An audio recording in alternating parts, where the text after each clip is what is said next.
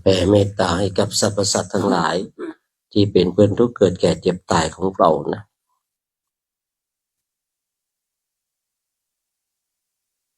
สัพเพสัตตาอาเวราโหนตุขอให้สรรพสัตว์ทั้งหลายทั้งปวงที่เป็นเพื่อนทุกข์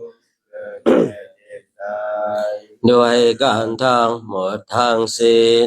จงเป็นสุขเถิดอย่าได้มีเวรกันและกันเลยอาปยาปัชชาโหนตุจงเป็นสุขเถิดอย่าได้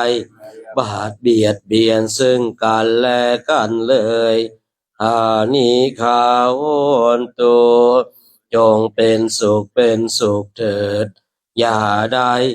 ความทุกข์กายทุกข์ใจเลย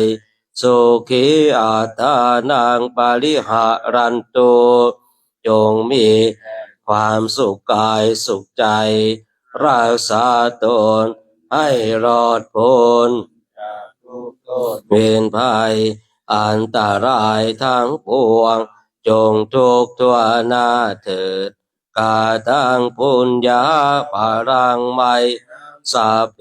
ภาคีปวันตุเตขอให้สรรพสัตว์ทั้งหลายทั้งปวงเหล่านั้นจงเป็นผู้มีส่วนได้เสวยผลบุญที่ข้าพระเจ้าทั้งหลายได้บำเพ็ญแล้วนี้